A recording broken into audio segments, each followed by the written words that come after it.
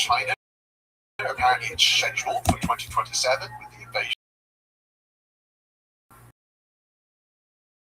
We are at war with Russia, whether you want to call it a plan, which is blossoming.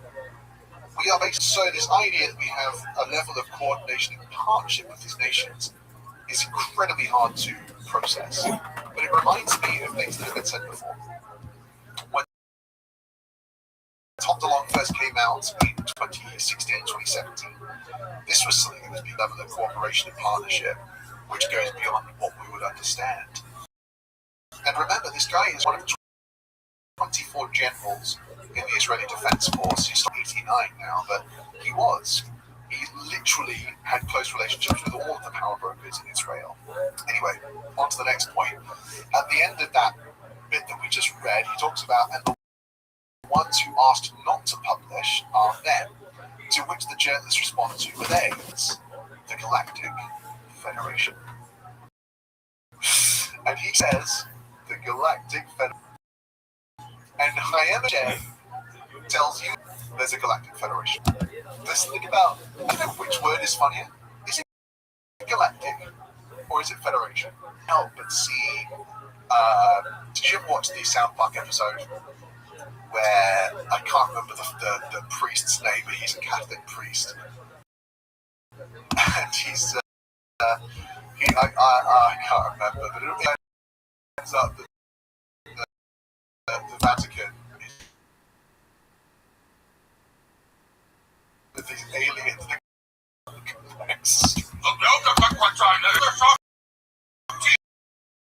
Do you really expect us to have sex with them? What about the Galgamesh? I'm literally outside, but if that tickles, if you know what I'm talking about, please, Galgamesh in the chat. Okay, maybe we just need to forget about the Galgamesh for a second and focus on the Galgamesh. When I hear Galactic, it's kind of comical because of the way our media has portrayed this stuff in the past. But then Federation also sounds it sounds like Star Trek. And a good job of the media, a very deliberate and thought cover-up designed to make it almost impossible for us to grapple with these concepts. I don't know. But here's what he says in detail. It exists. I wrote about it even though it was perceived as a conspiracy theory. Even former senior generals are saying to publish. And Trump was on the verge of going public. And a few mainstream professors are also saying, guys, tell. The whole thing about Trump is very interesting. Again, in my Chaim Hashem piece, I explained the timing of this interview and some events that happened in 2020 and 2019 that actually line up really well with the idea that Trump was going to say something. And I actually found more data on that recently. I believe it's John Ratcliffe. Let me check this. John Ratcliffe, CIA director. Yeah. So he's now CIA director again. Trump 2.0. Who would have thought this was going to happen? But he's back. And John Ratcliffe, in an interview, I think just as he was leaving his post as CIA director as Biden was coming into the White House, he talked about how they'd made a real effort to try and get more information out towards the end of Trump's presidency, but they weren't able to do everything they wanted to do, but they got some stuff out, which lines up very nicely with this idea that Trump was trying to do some kind of disclosure. He is the former director of national intelligence, John Ratcliffe. I want to ask you about UFOs. There's now a report that will be issued by the Pentagon, by the Secretary of Defense, and the Director of National Intelligence. I actually wanted to get this information out and declassified before I left office, but we weren't able to get it down into an unclassified format that we could talk about quickly enough. But frankly, there are a lot more sightings than have been made public. But what's very interesting is, as we continue with what Chaim Hashem is saying, he talks about how the aliens in the Federation didn't want this disclosure to happen. So he continues. But the aliens in the Federation are saying, wait, let's calm things down first. Don't publish yet, because you'll see what happens with you. You're still fighting each other. You'll destroy yourselves. It will create panic and collapse humanity. The markets will collapse. There will be nothing to eat. People will turn into cannibals. Hospitals will shut down. All the dark impulses will come out. It could be the end. And they are not interested in that. The UFOs have asked not to advertise that they are here. humanity is not ready yet. There will be a great rampage by everyone. And what the Inquisition did to guys like Galileo and Copernicus will happen again. They want to make us sane and understanding first. So look, whatever you believe about what Hayam Eshed is saying, I think there is some reality to his description about how people would react if we talked about this. What was that quote that the Apostle Paul stated in Ephesians? For we battle not against flesh and blood, but against principalities, against power rulers of the darkness of this world, against spiritual wickedness in high places. Now there are people in the Western world who believe that stuff, the collatally, but there are also people in other countries who have different worldviews that have a similar perspective. This idea that there are dark forces that are out to deceive humanity. And so by disclosing the reality of a non-human intelligence, many people will simply interpret it in that lens. And given the fact that these intelligences are very likely going to challenge a lot of the religious worldviews which we grip onto so tight as a collective human organism, it's not impossible that there will be a kind of violent reaction to this news. I don't think what Hayam Eshed is saying here is out of the ordinary. Whether or not it came from the Galactic Federation of Aliens and the Galganex is a different thing. That's out of the question, really. I'm being jovial here, but frankly, we live in a strange world, and given everything that's going on, my belief is we are probably in contact with the non-human intelligence. And what Hayam Eshed says next intelligences I find deeply fascinating. And things here to go to this next point, where he talks about the fact that there are 9 entities of advanced civilizations. There is an agreement between the US government and the aliens. I can't prove it. I understand it sounds like a conspiracy theory, but the understanding is that in the galactic there are 9 entities of advanced aliens of various types who signed a contract with us to conduct experiments here. I've actually heard some really interesting stuff from Peter Lavender, also Lou Elizondo, talking about this idea of a contract, saying it doesn't really make any sense with non-human intelligence. How do you enforce a contract with a superior intelligence that you have no control over? It's a bit of a preposterous idea, but remove the idea of signing a contract, replace it with agreement. Maybe you can understand that. But what I find very interesting is this idea that this Galactic Federation is composed of 9 different kinds of entities. I find this interesting because this idea of 9 comes up again and again in the world of UFO lore. So, for example, there's a lot of stuff going on about the Bledsoes at the moment, and I'm really interested in them, and I want to make a piece on them at some point because the things they say are frankly remarkable and gives us a lot more insight into what's going on. So subscribe if you want to hear more stuff about the Bledsoes.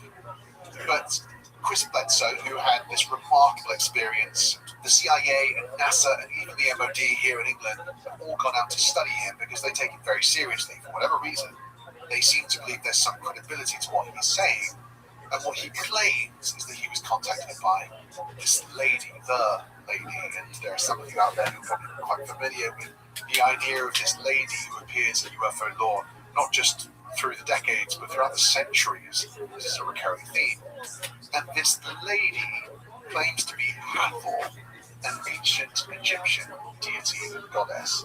Now, in the ancient Egyptian sort of pantheon and the deities associated with Hathor, that idea of there being 9 deities is quite a big theme and something worth paying attention to. But the other angle with the 9 that I think is even more interesting is the 9 that Peter Lavender has covered quite extensively. This comes from, I believe it was in the 50s, that the psychologist and mystic Andrea Puharich basically held seances where the intellectual and cultural elite of the northeastern United States would get together and they would channel entities, and they were basically having this ongoing communication with these beings that they called the 9, who represented this non-human intelligence that wanted to connect with humanity. Why 9? I don't know, but here we are again. 9 entities of advanced aliens of various types. Now, with the story of Andrea Paharic, there are reasons to take that very seriously. I don't have time to go into it today, but I definitely recommend reading Peter Leventer's work, Sinister Forces, to get a bit more of a deep dive on that. Or I think Annie Jacobson's book, Phenomena, also has a big chunk on that in there as well. The US Army took that very seriously, and there's some substance to those people and the things they were saying, even though you and I can't prove the entity encounters. Worth paying attention to. Now, I want to move on to the next point because I think it's the most startling, strange, and controversial thing that Hayam Eshed says. If you can believe there could be anything more controversial than what we've covered so far, I've got to be careful about how I say this because I know YouTube has certain rules that they'll apply if I say certain words, but you'll remember it was only a few years ago the entire world slowed down dramatically because of a global health crisis, which required us all to take some pretty severe actions. It had a name. I'm going to say the name out loud, but I'm going to have to beep it. The coronavirus has calmed everything down, and it's bringing us closer to them. Let me just repeat that. The coronavirus has slowed everything down, and it's bringing us closer to them. Let me do the newsreader shuffle. I think this is fascinating. Whistleblower with serious cojones come out and say such a thing, but I do find it interesting. And let me just tie a few things together here. And I'm going to sound conspiratorial, but we live in a strange world, so I'm going to tie things together. In 2015, 2016, when UFO disclosure began, it was unprecedented, it was strange, it was unusual. Up until that point, we've been encouraged from all angles to believe that UFOs and non-human intelligences were laughable ideas. And suddenly, we were being encouraged to think the opposite. This represented a seismic shift in not only our lifetimes, but I think in human history. At exactly that moment, pretty much, we had a global pandemic. Now listen, I am totally open to the idea that those two things are not related. But I also think it's important to be open to the idea that they could be. If we were going to end up having a face-to-face relationship with non-human intelligences, is it possible that there would need to be some biological preparation in order to make that happen? When the explorers, the settlers, I actually don't know what the proper academic term is, but the people who came from Europe and sailed over to America, when they first arrived in the Americas, many people who lived in America at the time that they died. And they died from exposure to bugs and viruses that these people from Europe brought over to America, exposed them to problems their bodies had never been exposed to before, and it caused just mass death to, I don't know what the numbers are, but to huge swathes of the population. And all this happened accidentally. It turns out that if you have different groups of biological creatures, or even the same species, but they've not been exposed to each other, there is a risk that we might spread a virus that may not be able to tolerate. Now look, this is total conjecture, but when I hear Hayam Eshed say this totally provocative statement, and you're trying to make sense of it, there is this idea that what if we need to be inoculated, or what if we need to have our body prepared in some way for the possible mass presence of a non-human intelligence? Total speculation, but let me put the ball court, given the fact that I've just got a wild tangent there. What do you think he might have meant by this? Let me just read it again. The coronavirus has calmed everything down and is bringing us closer to them. Okay, next up. There are thousands of stars with conditions similar enough to ours, and serious scientists have identified and documented dozens of life forms, although our mainstream doesn't accept this. The closest to us are what we call the Greys, which are grey creatures, with big eyes, like we saw in Spielberg. It is likely that initial contact will be made with the Greys, the beings who are closest to us. A few points I want to make here. Firstly, absolutely agree. There are stars with exoplanets, and indeed, even in our own solar system, in the last few years, we've discovered that there is very likely oceans on the planets Neptune and Uranus. If you haven't heard that, Google it because it's true. There are also very likely oceans underground on multiple moons that are orbiting Saturn and Jupiter. There are conditions for life everywhere, and if you go back a decade, that wasn't the reality. So we are living in a world where Hayam Eshed's statements are only being proven to be more and more correct over time. So, all power to you, Hayam Eshed.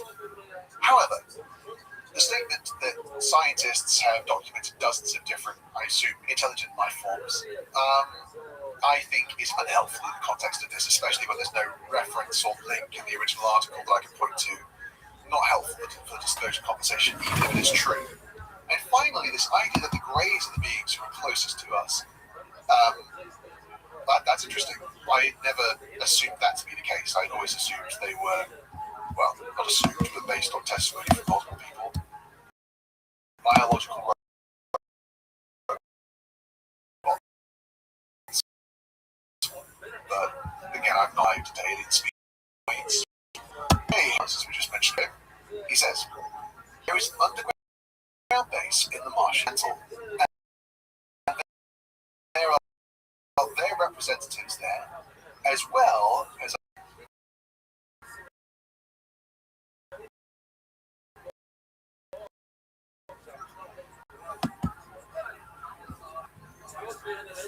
post that was shared the other day, which seems to show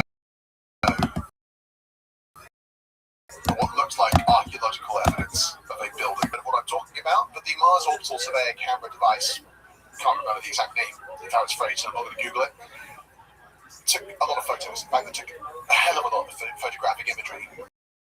And recently someone looking through it, endless number of photographic frames, identified one, which has an image which I'll show on screen, which looks very, very, very much like a square structure on the surface of Mars. Now, is that evidence that there is intelligent life on the planet? Absolutely not, but very interesting given all which was read. Can I tell you something? An anonymous person on the other side of the internet. I actually do believe this. I know that might sound crazy, but I'll tell you why. In our world of geopolitical conflict, every major superpower has a motivation for secrecy. There is absolutely no reason why America, China, Russia, or any other power in the world would articulate clearly to the planet their abilities in terms of space travel, in terms of technology, in terms of aerospace, in terms of anything fantastical they might be able to do. By articulating it out loud, they will reveal that technology to their adversaries who can then exploit it for their own benefits and motivations. For that reason alone, secrecy is fundamental to our modern political culture. And therefore, I think it's not out of the realm of possibility that the United States secret space program, that is, that alongside the publicized, publicly stated, available information about our current space mission as Western world, there is a clandestine and highly secretive operation that runs in parallel, which involves advanced technologies that we do not want to publicize to the wider population. Half a century since we were on the moon, and there are persistent rumors about anti-gravity technology stretching all the way back to World War II. I don't think it's out of the question that we have the ability to travel to Mars, and that we might already have done so. Saying that, but there are multiple other whistleblowers and people from within the government who have made statements to a similar effect about Mars and about our presence there. I don't have time to bring them all up today, but I don't think it's out of the question. How it all works, I don't know. Can I tell you with absolute certainty that it's real? No. Do I have scientific data to back up what I know? I testimony that indicate that human beings have in fact been to Mars. And there are some very interesting articles that came out around the time that Hayam Eshed said this that seem to be encouraging us to believe that you could build an underground base on Mars and it wouldn't be that hard. And even since then, we've recently been told that there is very likely an underground ocean on Mars. Increasingly, the weight of information that indicates that life may have, or indeed still does, exist on the red planet. You can call me crazy all you want, but we live in a very strange and crazy world, my colleagues from the other side of the internet. Now, there's a lot of extra stuff here that I'm not going to go through today. A lot of it is about how UFOs work. They don't move through space, but they move space around them. But there is a couple of extra points that I think Hayam Eshed says, Elon Musk, he's a genius. If you sit down with him, you might feel a bit like me. He's a bit of a slob. But he lives things. And his company, SpaceX, is connected to the alien. I know we're in 2025 now, and Elon Musk's discussion, and people have very strong I do as well. However, putting all of that aside, one of the questions that proliferated in the UFO community over many, why does Elon Musk seem to use the English vernacular, the idea of a non-human intelligence? Why isn't he interested in, why isn't he taking it seriously? The discussion which has been blossoming over the last decade. I have wondered about this, and I wonder if you've wondered. Recently, whilst I was doing a deep dive on the Bledsoes, he came up again. And this time I got some quite different information. This time, that information came obviously second and third hand through the Bledsoes about this man called Timothy Taylor. Now, some of you probably know who Timothy Taylor is, but I'm assuming some of you don't. So let me give you a very short piece of background here. When the Bledsoes had their experiences, like I've mentioned a few times in the video, many government agencies became deeply interested in them, and this is documented, and many of these people have come out and said, yes, I went to visit them, and we did interview them because we are concerned about what's going on there. These are people from the CIA and from the Ministry of Defense and from many different places. I think they said from pretty much every government agency came along. One of the government agencies was NASA. And there's an individual that they ended up having a long-term relationship with called Timothy Taylor. This person is shrouded in myth. When I do a deep dive on Bledsoes, I will talk about this individual. They seem to be deeply interwoven into the various people who occupy what appears to be the core of the UFO disclosure movement. He is mysterious, he doesn't do interviews, he gives photographs of. But this individual is very seriously. If I remember correctly, it was confirmed via the Bledsoes that Timothy Taylor had told them that Elon Musk indeed was aware of this issue. And the Bledsoes had been told, again, by people at NASA, that when you launch something up into space, there are things out there that basically interrogate it, check it, and make sure that it's not some kind of weapon, because they're basically guarding our entry to space and making sure that we don't try and weaponize it. Again, if you've never heard any of this stuff, you are going to think, wow, Jason, you sure do like to spin a yarn, but I'm going to have to make a piece about the Bledsoes one day and articulate this stuff. But what's really important here is this idea that if this is indeed a process where NASA is aware that if they launch the wrong stuff into space, it'll get shot down or tampered with, then surely that would mean that anybody who launches stuff into space, like Elon Musk, would need to be aware to some degree about what's possible and what isn't. How did you get access to this place? Okay, so Tyler having amazing access, he's a guy who could get through an airport, like didn't have to go through TSA. He was a guy who the IRS never audited. So he seemed to be above the law. So I described him in American Cosmic. I was amazed by this person. I was very impacted because I met a person, I didn't even know they existed. But part of what he did was he troubleshooted. I remember during a SpaceX launch that was crashed. I think this was 17. It was crashed. He's going on. And astronauts, like, all these people were like, how do we fix this? He was like a guy who fixed crashed stuff. He was on the team. Together. Now, that's not proof. This is just anecdotal stories being woven together. But here we are again with Hayam Eshed saying that SpaceX is connected to the alien issue, which ties up very nicely with the entire Bledsoe narrative and weaving. Actually ties into the final thing I want us to talk about today. This is sort of Hayam Eshed's findings in the interview.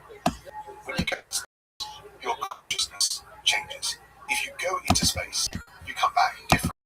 Your age is different. The astronaut who is there. And finally, let's just tie that in with another piece from earlier on in this view. The aliens, the Federation, have been waiting until today for humanity to develop and reach a stage where we will even understand what space and spacecraft are. Okay, so I don't understand physically from up over 100 kilometers or 150 kilometers into the boundary of space. your consciousness changes.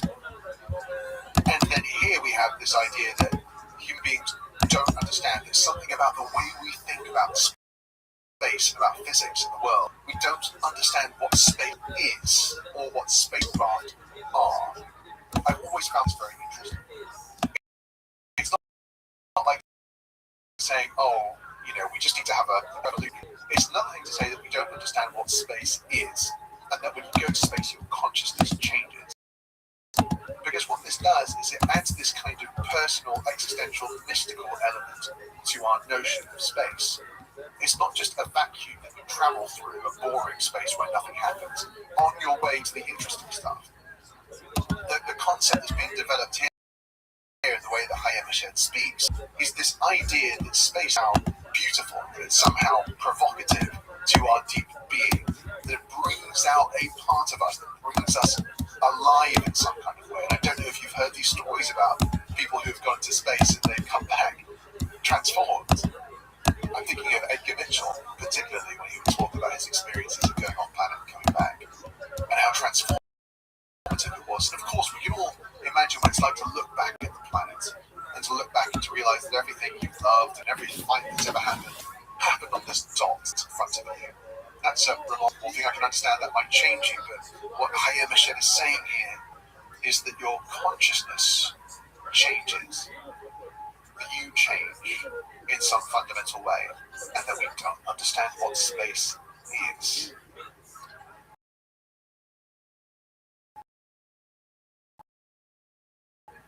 At the very end, he makes the point you've just said. If you understand that your consciousness builds the structure of you, you will say, what do I have to fight with it? I contribute my part. I advance. In the end, I am part of the fabric. I believe that humanity will stop worrying about pettiness and rise to the next level. 10 years from now, we will see a different consciousness. Look, whenever you think about Hayek Michel, and I think it's wonderful to open this up because people don't pay enough attention to the things they said. And like I said, I think he is quite a credible person, given his career, given the fact that he never translated his book or has done any podcasts. He doesn't seem to be motivated by profit, which makes all of this very interesting. But whatever you think, we are going to make it. And I think this. On the one hand, we're going there. Human society, human technology, everything about humanity is being transformed into something very negative. I recently had to swap to a new smartphone, which at the operating level, this phone usually blocks me from using certain addictive apps. And I found myself becoming just like a machine. I just wake up, pick up my phone, get locked into an endless scroll, put it down and feel like a zombie. That's just one way in which we're losing our humanity. In a previous video, I talked about how the birth rates are in decline, about how we're increasingly meddling with the human genome. We seem destined to engage in this endless geopolitical conflict. Our politics is not getting any better. All of our organizations and businesses are driven solely for profit, and that motivation for profit and power has only got more palpable in our culture over the last number of years. And all of this is leading to massive problems in terms of artificial intelligence, which will develop unregulated for the benefit of the billionaire class, and with massive risks, existential risks potentially to humanity, all the while problems emerging.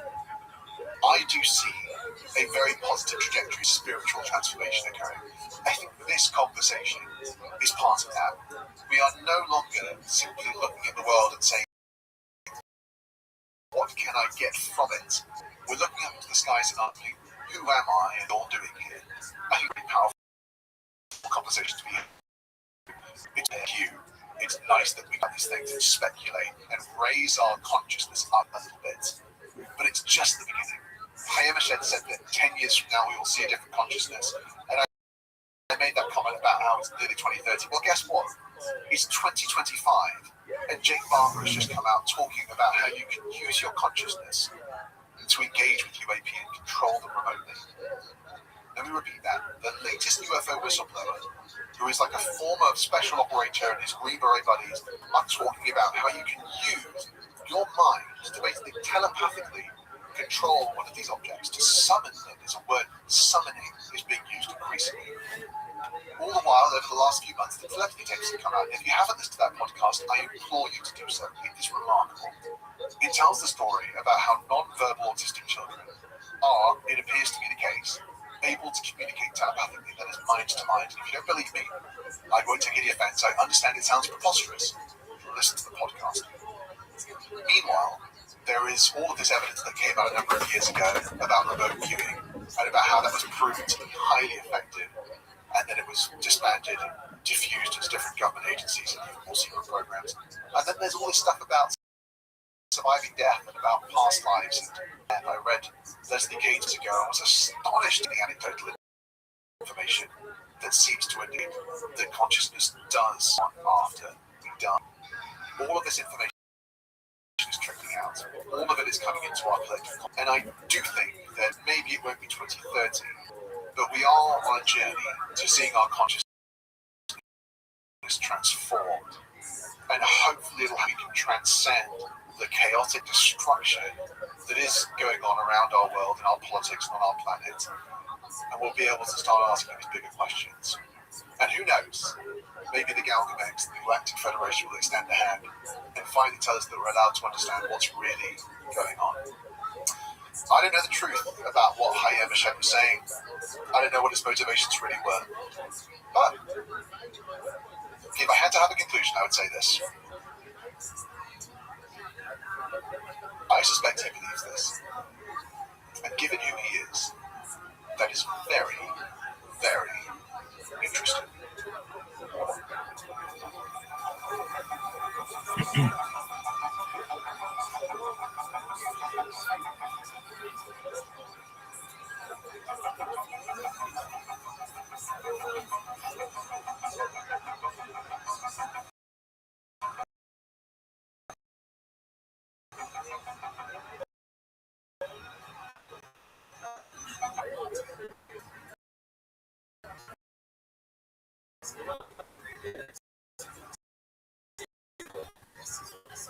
And why is it so important?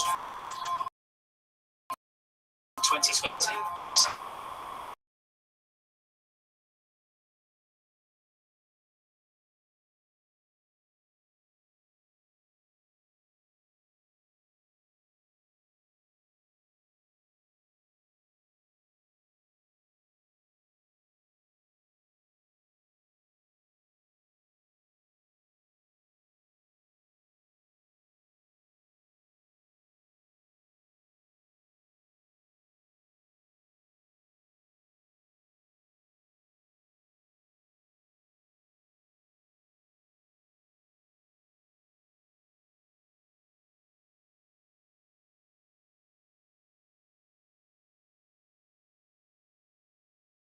He is not ready for them. Also doubting his words, the 87-year-old Esh was clear in his recent interview with the Yediot News that he's not about immigration, but rather about a galactic federation complete with an underground where there are American alien representatives apparently present. He also explains that President Trump both knows about them and was on the verge of disclosing their existence, only to be persuaded not to by the Federation. Okay, spoiler alert. We did find him, however, but we did find out some interesting information nonetheless. In 2020, he made these claims in an article for the Yediot Ahronoth, which is a Tel Aviv-based, widely read daily newspaper in Israel. Then he allowed the same. Then he disappeared, not seen in public, on TV, huge productions again, never to give an interview since. So what happened to Hayem? And why is he such an important figure? Well, in order to first understand his credibility, we need to understand where he came from and his background. Hayem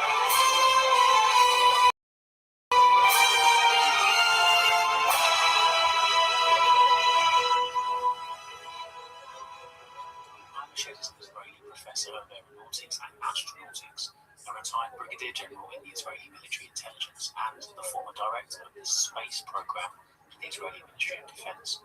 With nearly 30 years in that role, he launched 20 Israeli-made satellites and is considered the father of the Israeli space program. He also chaired the Space Committee of the National Council of Research and Development and served on the steering committee of the Israeli Space Agency. He made those comments in 2020, so why Why has his name been resurfacing more recently? Why are we talking about it again? It could well be because of somebody called Colonel Carnell. What you're saying is extremely consequential and very important, and I know that here, even perhaps, may not believe.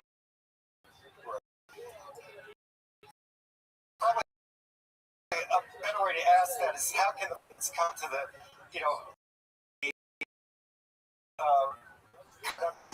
phenomenon to Prince data. So let's get the data. So we can look at some folks that have very high level access to information, like Paul Hellyer, who is the defense chief for Canada, has come out and said the same thing. We look at Ham Eshed, the head of Israel's, former head of Israel's Space Force, has said the same thing. Chris, Deputy Assistant Secretary for Intel, SAPCO, has essentially said the same thing.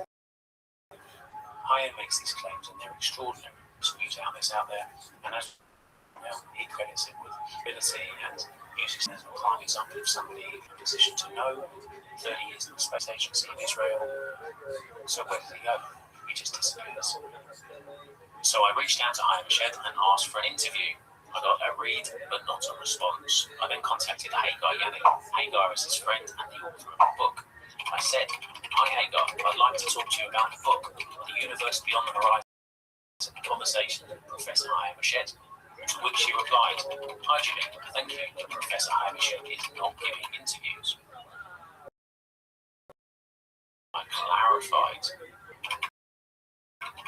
"I understand. You be prepared to discuss your book with me. It's amazing. Thanks, Jimmy." Track down the publishing company Keter Publishing or Keter Publishing. That's weird, right? Why would a publishing company responsible for making money selling books not want the UAP Files podcast or any other podcast or news organisation to promote their book, to sell books? It's just good business. We've got a good 200,000 followers and subscribers across all of our platforms, Instagram, YouTube, Spotify, etc. It makes not one of the UAP. I clarified. "Hi Hagar, I understand. Will you be prepared to discuss your book with me? It's fascinating. Thanks, Jimmy." To which she was not giving interviews. So she's not talking. I also tracked down the publishing company Keter Publishing or Keter Publishing. That's weird, right? Why would a publishing company talking? I also tracked down the publishing company Keter Publishing or Keter Publishing. That's weird, right? Why would a publisher for making money selling books not want the UAP Files podcast or any other to promote a book, to sell books? It's just good business. We've got a good 200,000 followers and subscribers across all of our platforms, Instagram, Substack, YouTube, Spotify, etc. It makes sense to talk about a book, a renewed interest. Carnell's now talking about it. Make some money, right? I mean, that's publishing, that's promotion, but silence, nothing. Strange.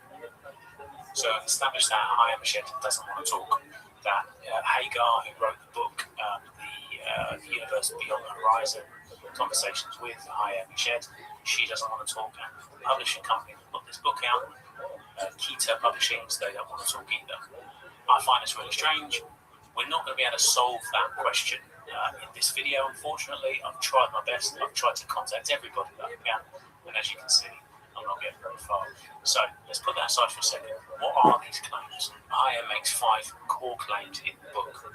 First being the existence of the Galactic Federation. He says that there is a galactic federation of various extraterrestrial species that have been in contact with Earth for years. This organisation aims to understand the fabric of the universe and has agreements with governments, particularly so secret cooperation. The US has entered into secret agreements with the Galactic Federation. scientific. We heard about Federation and cooperation with the United States. We'd also heard about it from the previous Canadian Defence Minister, Paul Hellyer, who did the media tour on that long ago, talking about the Galactic Federation and what the government knows about UFOs. Say that UFOs are real as the airplanes flying over our heads. Because I know that they've been visiting this planet for thousands of years. And there's what is called a federation of these people. A galactic federation, no doubt. So moving on, underground bases on Mars. Now, IAM says that there are secret underground bases on Mars where American astronauts and alien representatives collaborate on research. Now, this is an interesting one because more recently we've been seeing things coming out of NASA, new discoveries.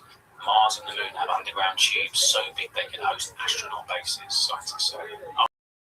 Artificial intelligence is uncovering underground caves on Mars, not to mention reservoirs of liquid water found deep in the Martian rocks. So moving on, presidential knowledge. He alleges that several US presidents, like the Eisenhower and Donald Trump, were aware of these extras. However, this information kept secret to prevent mass hysteria and because humanity is not yet ready for that kind of a revelation. Now, let's not set up the year before he came into power in March 1952, initially stood up by President Harry Truman.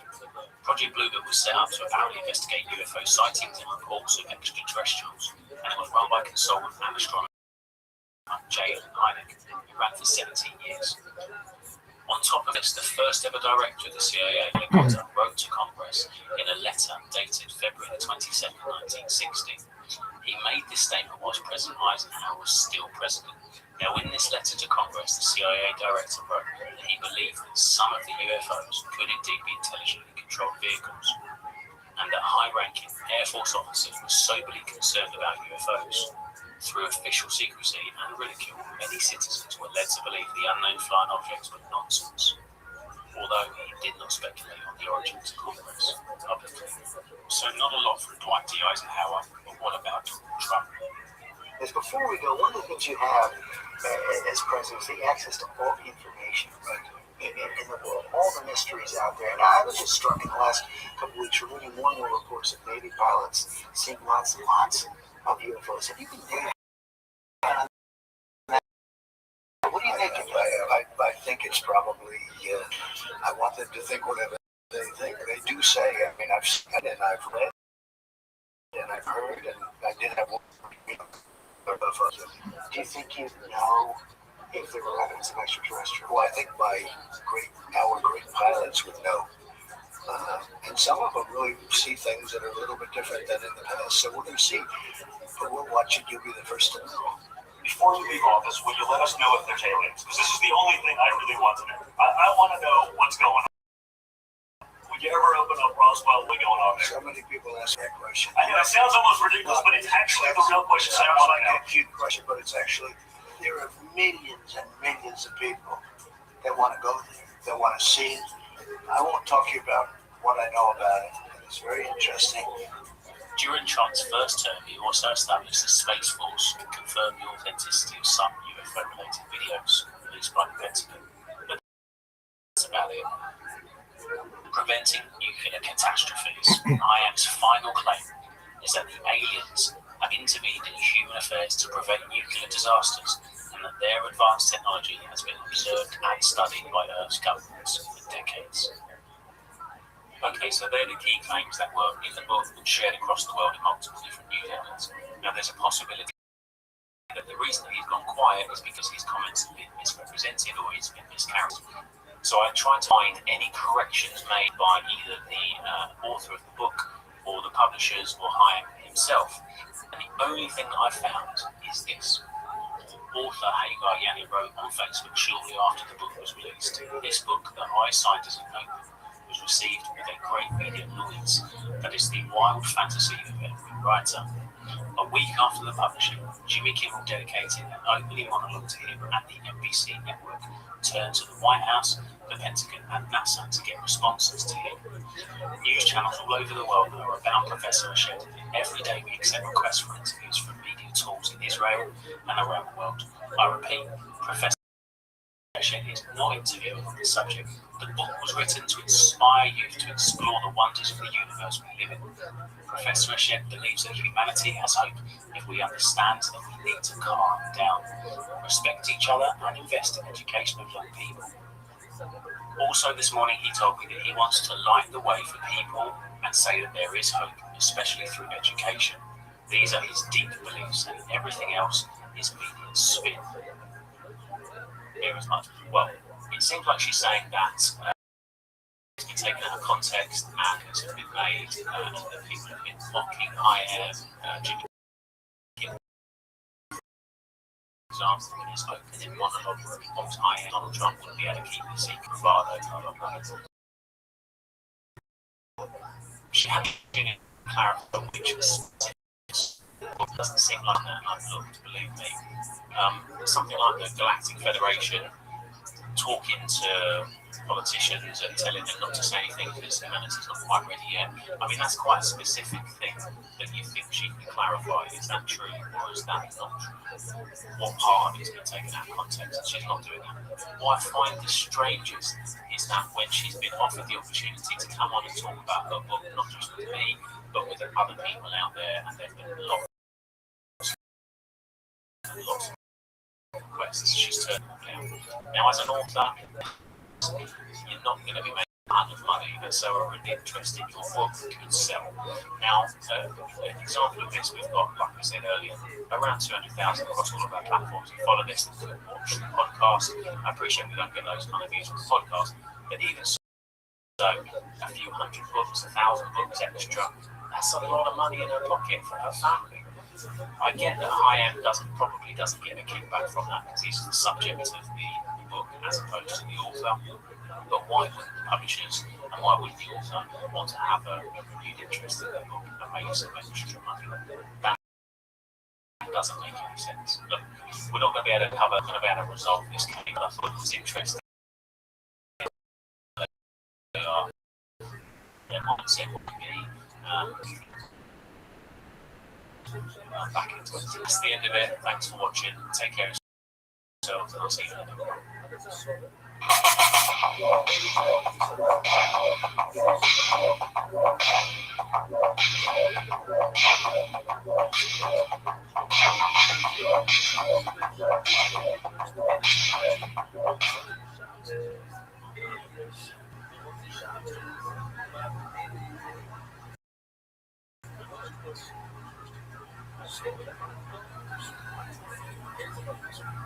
Thanks for being here. We dive into intriguing and controversial stories. Today, we explore the extraordinary claims made by Hayam Eshed, the former head of Israel's space security program, about the existence of aliens and their interactions with Earth. We'll go through each of his specific claims in this video. Thanks for being here.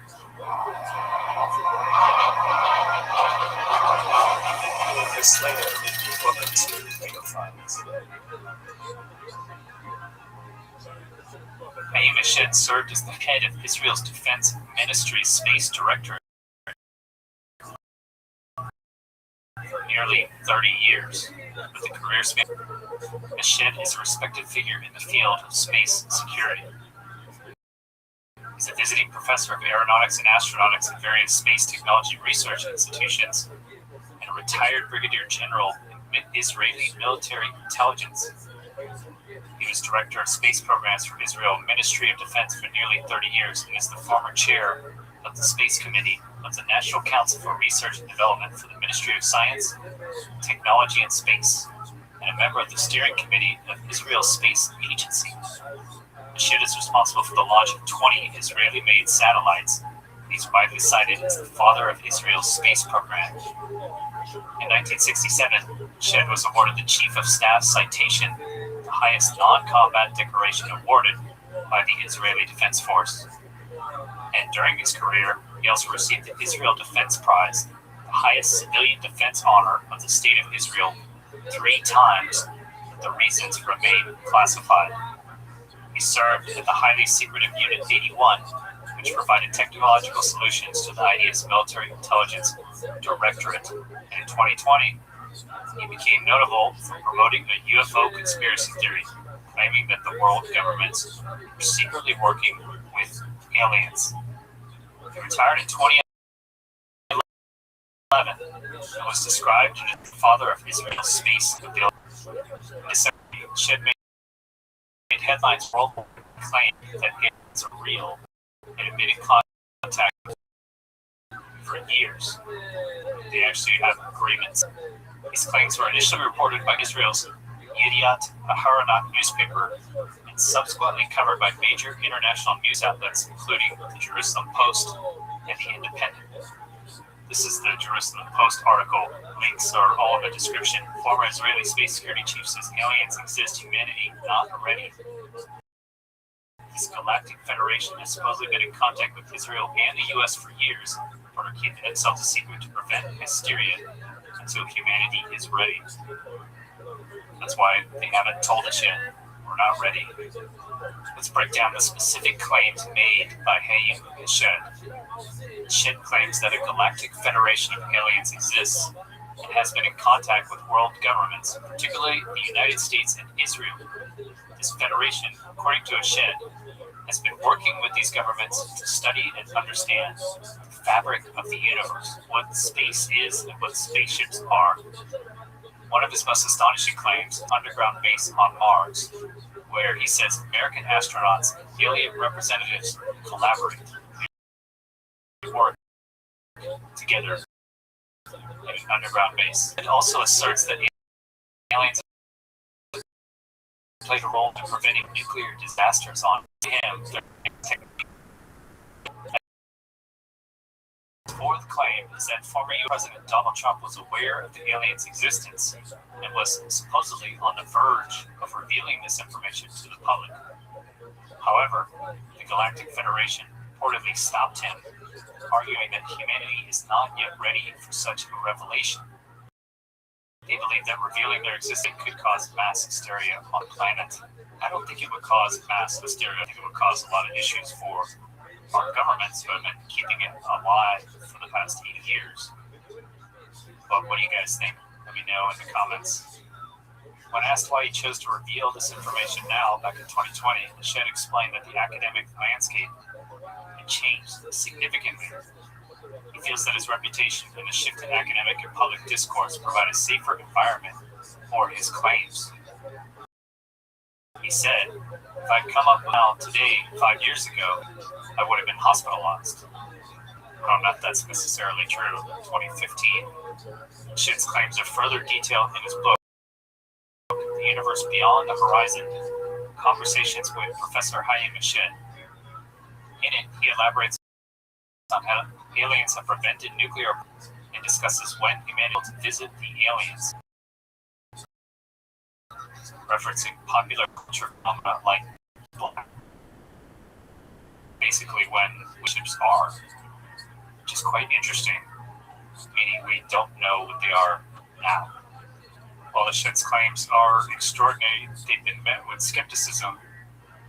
They have undoubtedly sparked a global call of extraterrestrial life and its interaction with Earth. I made a video recently about the Minister of Defense for Canada, Hellyer, actually saying the same alien life on Earth. There's at least 4 separate species. And here, Hayim Shed has been in the space directorate lead of it for 30 years. In Israel, their intelligence knowledge is number 1, right? Should be top of any nation on this earth. I believe the Israeli intelligence doesn't know it, but then who does? So he was in lead of the space directorate for 30 years and also a big part of military intelligence. He received 3 highest level awards you can give to a civilian in Israel. I mean, he's like a hero of Israel. So for him to come out and say this is pretty amazing. It also seems so crushed that there are agreements in place. David Grush says that there is a galactic federation, so an Ori group of extraterrestrials that we're interacting with sort of align with David Grush's claims. would also show why they've been so interested in our nuclear sites, our nuclear missiles, all the silos. Robert Salas's claim that all the missiles were shut down, as well as Jacobs' claim that a ICBM missile test was interfered with by a flying saucer. This could also explain the Galactic Federation is more organized than we could even really consider. They're not letting us get the actual information, the actual videos and photos, the hard evidence that everyone's claiming for. Could be because it's an actual organized group, the Galactic Federation. What do you guys think of Haim Eshed's claims? They seem extraordinary to me. Do you think we do have a base on Mars where we have actual NASA astronauts working alongside aliens, as claimed by supposed whistleblowers? He's a high-level guy, still respected. Like he said, he's already won all the awards. He's not worried about his credibility, so that's why he's speaking out now. Amazing stuff. Thank you. Please helps, and it's free. Consider subscribing to get future notifications. And you might this video recommended by YouTube just for you. If you want to support the channel, join these great people over here, get exclusive bonus content, and click this button here, patreon.com/Chris Lehto, or become a YouTube member. If you want to continue the discussion, go to UAP Society Discord. Links are all in the description. Have a great rest of your day. Peace.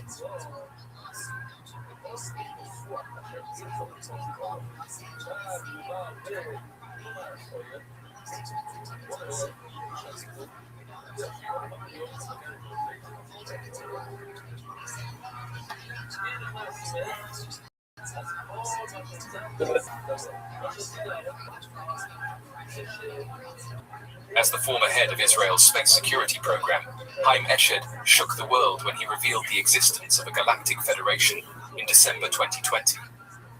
His claims, made in an interview with the Israeli newspaper Yediot Aharonot, sparked widespread interest and speculation about the possibility of extraterrestrial contact and advanced alien civilizations.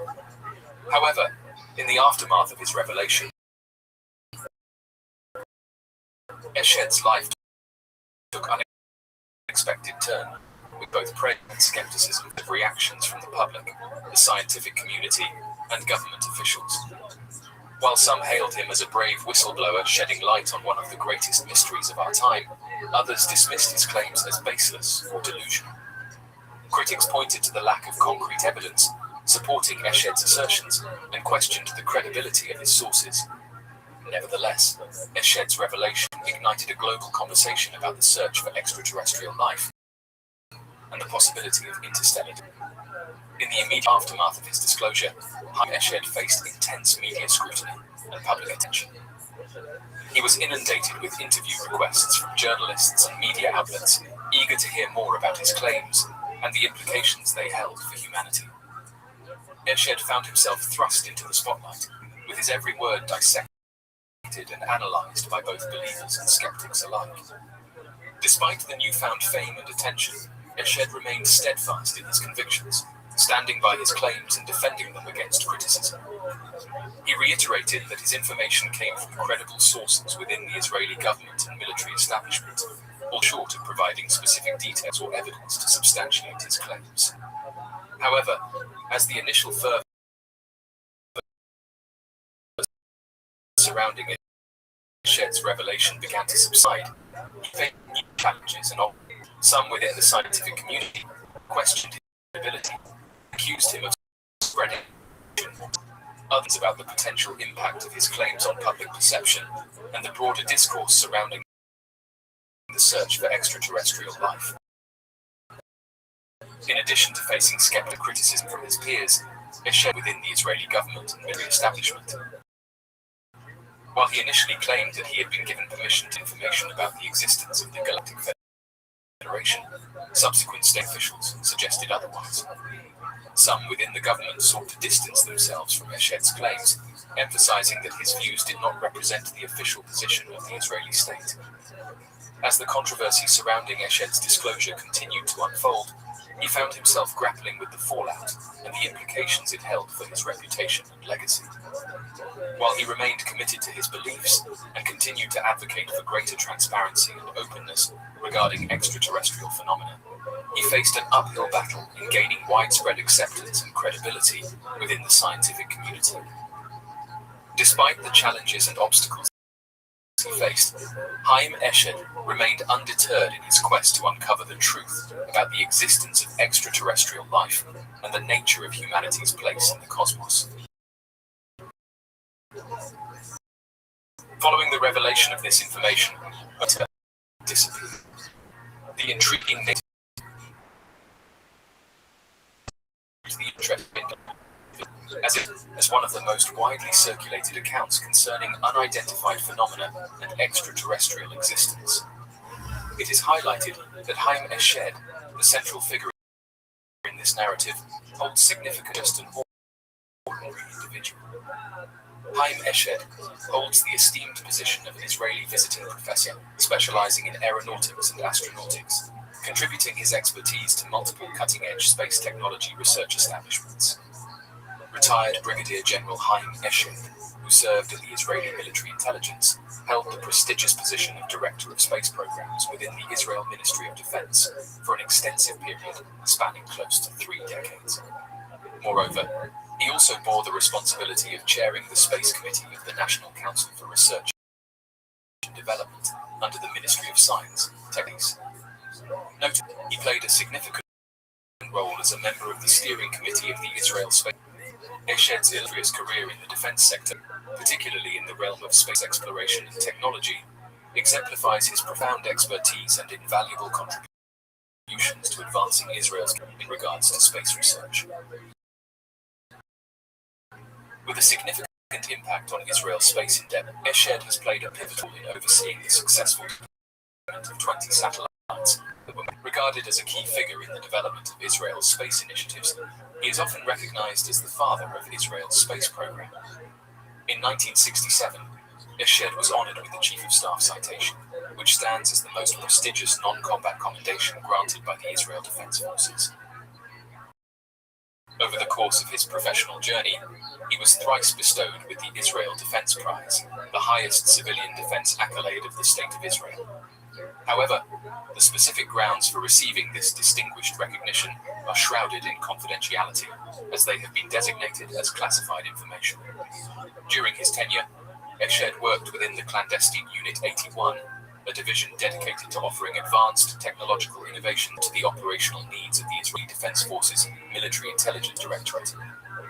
Individuals who have conducted thorough investigations into his past highlight the high probability that he possesses knowledge that surpasses the common understanding of the majority. These individuals suggest that he is privy to information that is not widely known among the general population. One might wonder what prompted an individual with a wealth of experience and expertise to make such a statement. Throughout research on these subjects, it has been noted that individuals possessing such profound knowledge often choose to disclose the truth only in the later steps. On conscience, turning to a significant burden. Divulging such information is not taken lightly, with the complexities and becoming more apparent. Life nears its end. In the view of some individuals, he is regarded as among the most prominent figures within the organization to reveal such significant details. Suggestions merit careful consideration. It is emphasized that his insights are deemed crucial due to his seniority within the hierarchy. Oddly enough, individuals who were acquainted with this narrative displayed keen anticipation towards his appearances on various interviews and podcasts, expressing a strong belief in his ability to offer substantial additional context, thereby enriching the depth of understanding surrounding the subject matter. In spite of numerous attempts by major podcasts, they have not succeeded in featuring him as a guest or locating his whereabouts, leading to speculation regarding potential interference from the Israel Ministry of Defense. The prevailing question among many is whether the aforementioned ministry either influenced his absence from the public eye or explicitly instructed him to remain silent. This mystery surrounding his inaccessibility has sparked curiosity and stirred up debates within various podcasting circles. Currently, there exists a void in the knowledge regarding his whereabouts and the abrupt discussions pertaining to unidentified objects and the Galactic Federation. The mysterious disappearance of information has left many puzzled with no concrete understanding of the reasons behind his sights. The lack of clarity surrounding his sudden departure has fueled theories. One concept that has been proposed and substantiated is the notion that he was rendered speechless by government officials. In the enigmatic UFO phenomenon, governments worldwide have been enveloped in a cloak of secrecy and conjecture for decades. Extending beyond just military sightings to include encounters by civilians, the accounts of UFOs have ignited both curiosity and apprehension among the general populace, giving rise to profound inquiries regarding their origins and potential implications for humankind. Despite the escalating intrigue surrounding this topic, governments frequently enforce stringent regulations that prohibit their personnel from openly discussing UFO-related matters, thereby fostering an aura of clandestine confidentiality around these events. This aura of secrecy not only perpetuates the air of mystery, but also fuels ongoing speculation among enthusiasts and skeptics alike. In essence, one of the primary concerns for governments is the potential repercussions of acknowledging UFO sightings publicly, as it may spark widespread panic and significant societal disruption. The mere suggestion of advanced alien technology, intelligent beings from other planets, challenges the core beliefs and perceptions of humanity's familiar entities monitoring Earth from above. Feelings of fear and ambiguity within the population, posing a risk of destabilizing social structures and undermining governmental authority. To maintain a grip on the narrative and prevent public chaos or unease, authorities opt to suppress conversations regarding UFO phenomena. The underlying aim is to uphold control over the discourse and mitigate the risk of any potential public hysteria or unrest. Additionally, government may seek to protect national security interests by concealing information about UFO sightings and encounters. If UFOs are indeed of extraterrestrial origin, their presence could represent a significant technological advantage or potential threat to national defense. By keeping such information classified, governments can safeguard sensitive military intelligence and prevent adversaries from gaining insights into their capabilities or vulnerabilities. Furthermore, public disclosure of UFO sightings could compromise ongoing military operations or strategic objectives, undermining efforts to maintain a competitive edge in the global arena. Governments worldwide might exhibit hesitation in acknowledging UFO phenomena, primarily due to concerns regarding their diplomatic ties with other countries. The occurrence of UFO sightings within shared airspace poses a challenge, as details about such events could potentially strain international alliances and even trigger diplomatic conflicts. Seeking to maintain harmonious relations with other nations, governments may opt for a discreet approach in handling UFO-related incidents, utilizing diplomatic channels to address such matters, rather than risking the escalation of disputes. Furthermore, the acknowledgement of UFO presence could prompt inquiries about the extent of international collaboration and coordination in response to potential threats emanating from extraterrestrial sources. This prospect raises complex questions about how countries would collectively address and strategize in the face of unidentified aerial occurrences. Such considerations underscore the delicate balance governments must strike between transparency and diplomacy in navigating the intricate landscape of UFO-related discussions on a global scale. Governments often opt to restrict conversations regarding unidentified flying objects in order to safeguard their economic interests and prevent any disturbances to commercial sectors. This approach is particularly taken to avert potential threats that may occur if UFO sightings are treated as indicators of highly advanced extraterrestrial technology. Industries relying on traditional modes of transportation and energy production could find themselves facing significant challenges and even existential risks scenarios. Any advancements in technology or energy sources attributed to UFO-related discoveries have the potential to disrupt global equilibrium. Through the strategy of maintaining a veil of secrecy around UFO-related phenomena, governments seek to preemptively address and minimize the potential economic repercussions, thereby ensuring the stability and continuity of vital sectors within the economy. Governments often have a vested interest in upholding their exclusive access to information and expertise regarding unidentified flying objects to uphold their power and credibility. Revealing UFO sightings has the potential to erode public confidence in governmental institutions and question the reliability of official accounts. Any unauthorized dissemination of UFO-related data by non-governmental entities could compromise the government's control over information dissemination and influence public opinions. Consequently, governments frequently implement stringent regulations to prevent their personnel from divulging details about UFOs, bolstering their standing as the primary authority on this enigmatic subject. In essence, the preservation of government control over UFO information serves as a strategic maneuver to safeguard their influence and credibility in the eyes of the public. As of right now, governments may have justifiable motives for suppressing discussions regarding identified flying objects, especially if UFOs are believed to be authentic. The dissemination of information, governments aim stability, safeguard national security concerns, maintain diplomatic ties, protect economic interests, and uphold their authority and credibility. Nonetheless, with the growing public curiosity surrounding UFOs, governments are likely to encounter mounting demands to reveal details and unravel the enigmas associated with these enigmatic occurrences. The delicate balance between maintaining secrecy and promoting transparency concerning UFOs remains a multifaceted and intricate issue with profound societal and governance implications. The evolving dynamics of public intrigue and governmental responses to UFO-related inquiries underscore the continuous tension between classified knowledge and public disclosure in navigating the intricate landscape of UFO phenomena. The mystery of Japanese Airlines Flight 1628. In November 1986, one of the most notable UFO sightings that gained widespread attention globally was a report involving Japanese Airlines Flight 1628 on its journey from Tokyo to Paris.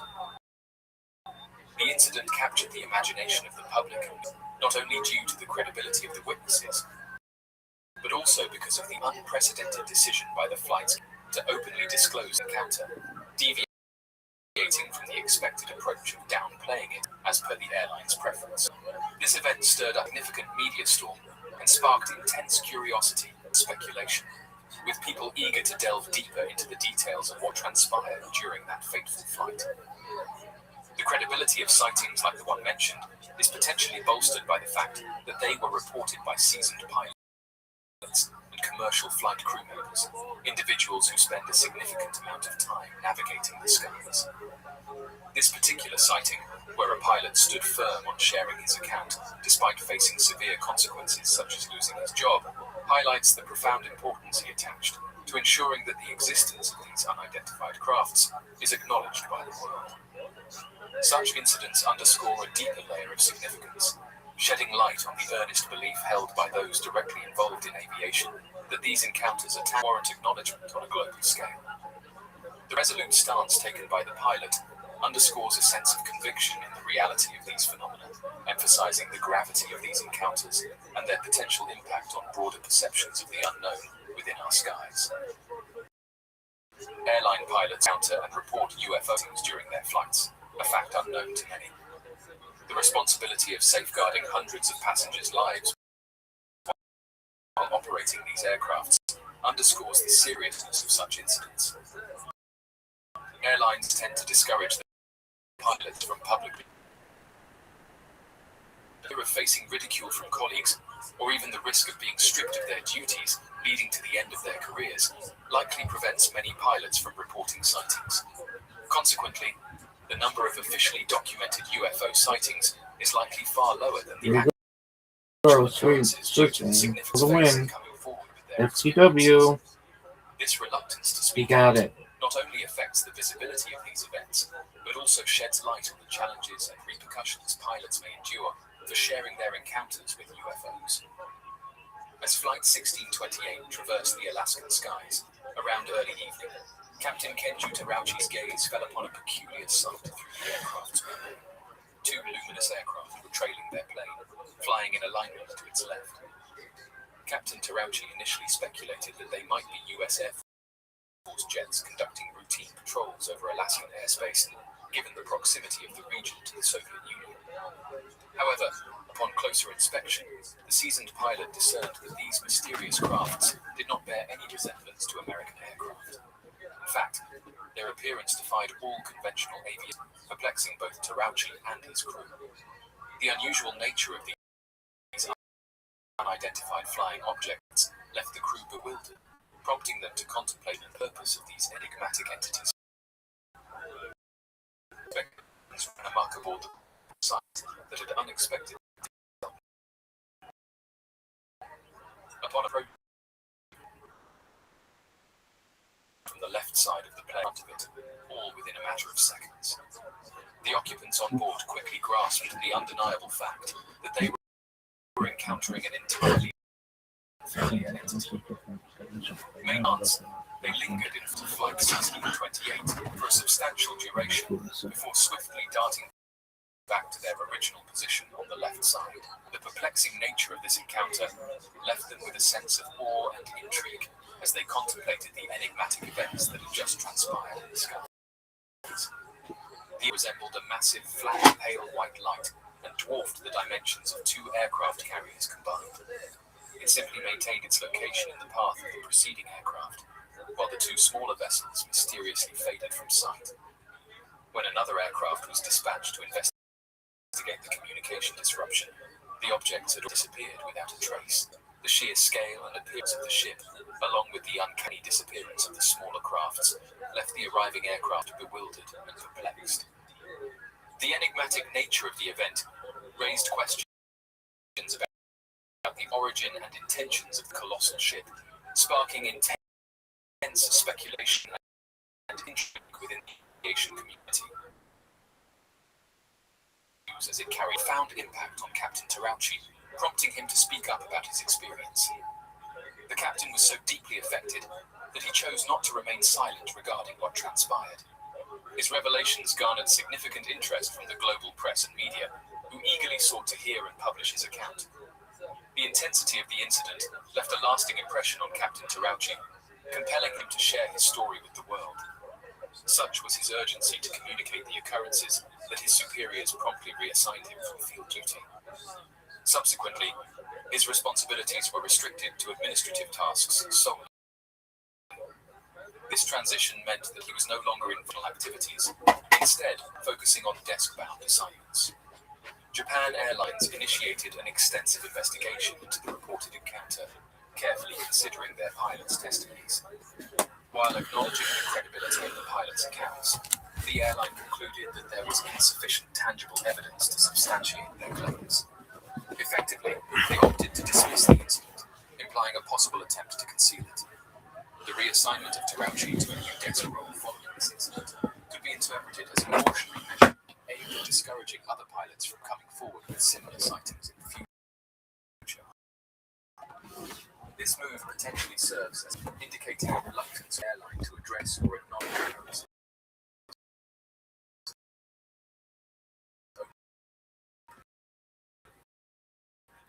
The implications of such actions may be. So, what do you make of these mysterious announcements? Be sure to questions and answers in the comments while working to solve these. Thank you for watching, and don't forget to subscribe for more videos.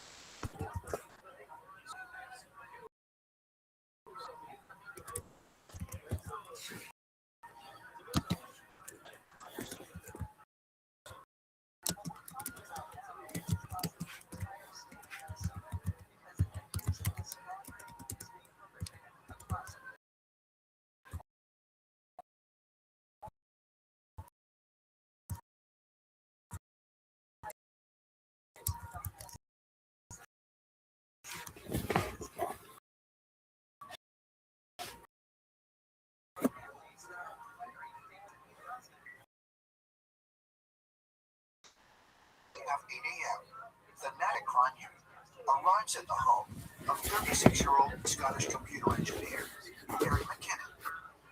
They are here to arrest him on behalf of the United States Justice Department for a computer. McKinnon not only admits to the crime, but claims he uncovered evidence that the U.S. government was working an enabler for finding out information by going to places you shouldn't be in because they were so open. There were a lot of text files that had lists of places, installations, military bases, Air Force bases, Navy sites, NASA sites. So there was a lot to go through. But I did find a gold mine of information. According to McKinnon, he unearthed a secret U.S. military program that existed entirely in space. I found the spreadsheet was actually titled in the column non-terrestrial officers, as well as officers' names. It had ship names, none of these were ocean going. It was, they're not Navy, they're not the Army, not even Air Force. So to me, I was thinking there must be an off-planet Space Force or Space Fleet at least. After McKinnon's arrest, he was told the U.S. government intended to sentence him to 70 years in prison. At the time, I thought 6 months community service was all we would do for Computer Misuse Act in Britain. We fought extradition for 10 years and we actually won the case. But unfortunately today, the arrest warrant is still live and I'm still on the Interpol red list, so I can't travel. Could it be that Gary McKinnon's account of what he saw when he hacked into computers at the Pentagon and NASA is genuine? Is the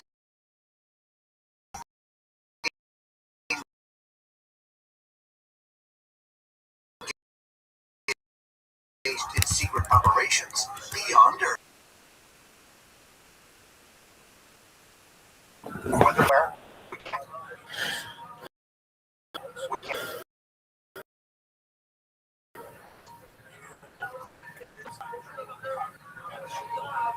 I know you're Israeli. A couple of years ago, the former Israeli general who apparently was in charge of space security came out with a book.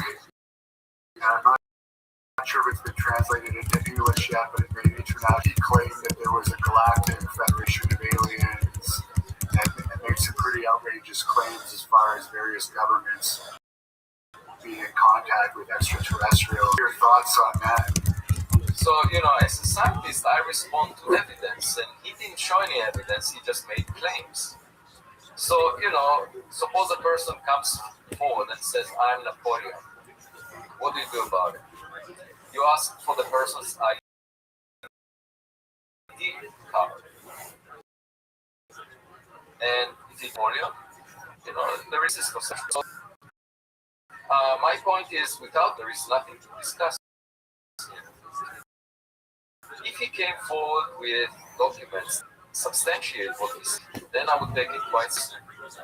It may well be, just like with classified documents that the government has, it may well be that there is something behind it, but I haven't seen it.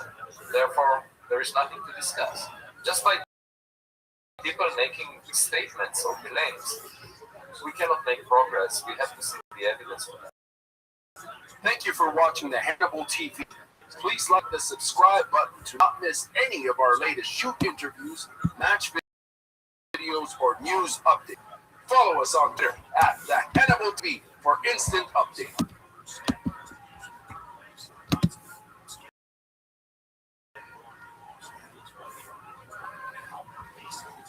The Galactic Federation is here, collaborating with Earth's government. I know this sounds like a sci-fi franchise spin-off, but the account of Professor Haim Eshed, former Israeli Defense Forces, is so rich with detail, we must sit up and pay attention. Let's explore.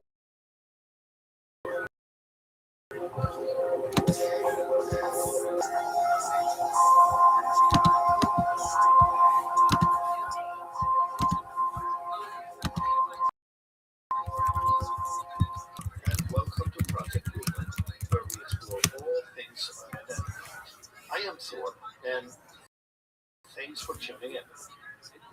On December 2nd, 2020, the Israeli newspaper Yediot Aharonot published an interview in Hebrew with the former Israeli Defense Forces Chief of Space Division, retired Brigadier General Haim Eshed, 87 years old at the time. And on December 10th, a redacted version was published in the Jerusalem in English. If his claims are true, the article blows the lid of government. They have a federation, almost Star Trek style, and they have some serious concerns of Earth. First, let's establish credentials. Haim is the recipient of the Chief of Citation, the highest non-combat decoration awarded by the IDF. And he holds civilian defense honor of the State of Israel, the Israel Defense Prize, 3 times, which is normally doled out for top secret work. He served in 81, which provided intel to the IDF's Military Intelligence Directorate and was responsible for the successful launch of 20 Israeli satellites, including spy satellites. Haim is a former chair of the Council for Research and Development for the Ministry of Science and a member of the Steering Committee for the Israel Space Agency. Its current chairman, Isaac Ben Israel, calls Haim the father of the Israeli space program, nothing less. He's a guy the State of Israel, including the Mossad, values greatly and trusts completely. Since retiring, Haim has traveled the world lecturing in academia as a visiting professor and scholar of aeronautics and astronautics at various space technology research institutions. In November 2020, he published in Hebrew the book The Universe Beyond the Horizon, Conversations with Professor Haim Eshed, written by Hagar Yanai. The book is yet to be published in English. Because of the close proximity of the publishing of the book, of course, this bombshell disclosure article, Yediot Aharonot, to which Haim replied, if I had come up with what I am saying here today 5 years ago, I would have been hospitalized. I have nothing to lose. End quote. In him, we have yet again a defense professional coming forward in the twilight of his life with incredible disclosure stories. In the interview, Haim says the U.S. government is and has been in contact with extraterrestrials from the Galactic Federation. He further states that extraterrestrials have been in contact with not just the U.S. government, but multiple other government officials on Earth for decades. He said there are agreements in place for the extraterrestrials to converge. We have all heard of the word something's broken surrounding the real auxiliary and technological research gifted to the government in exchange for access to human DNA and a permission for experimentation. But their research also includes studies of the fabric of the universe. Haim further elaborates that there are certain underground laboratories and on Mars that they are populated by humans as well as extraterrestrials collaborating on multiple projects. The book further elaborates on stories of aliens preventing nuclear disasters, including an unknown and unspecified nuclear incident during the Bay of Pigs invasion. They have intervened in wars and interfered with our nuclear experimentation. We are reminded of the green lights witnessed absorbing fallout from nuclear testing, and we are also reminded of the red orbs of nuclear missile sites, including Malmstrom Air Force Base, demonstrating they can turn nuclear power on and off at will.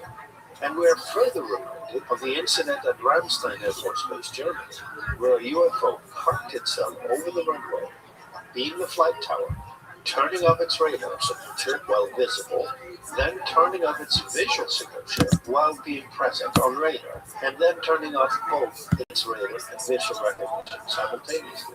In essence, demonstrating to us how they can circumvent our VFR and IFR detection systems with impunity. There are no leaked clear images of the actual event. The Galactic Federation keeps their presence and secret to prevent hysteria until such a time in the future when humanity is ready to embrace this information collectively. The landscape of academia changing and evolving.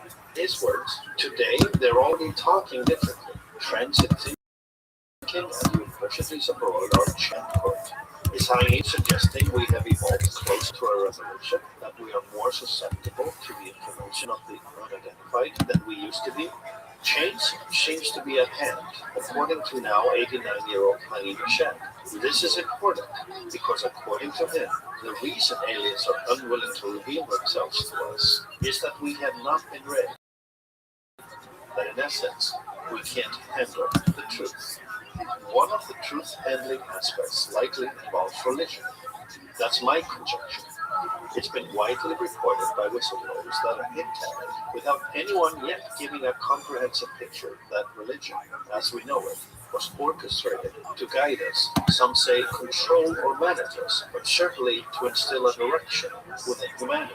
Some have stated they've seen evidence of religious events being orchestrated by aliens. If we dig into the Old and New Testament stories juxtaposed with what we know about unexplained phenomena now, it makes more sense as science as opposed to magic and miracles. We can debate if religion in general has worked well for us or not, and if it serves us now for the next steps we need to take to elevate our consciousness. Regarding the "we're not ready" statement, let's also remind ourselves of Witness Reader and others who have encountered the alien message to us by way of proxy. A new world awaits us if we can take it. Juxtapose that to Haim's statement, "we're not ready." Yet, he alludes to changes and evolution in academic thinking towards a place of readiness. The doctrine still is, however, we're not ready. And it is shared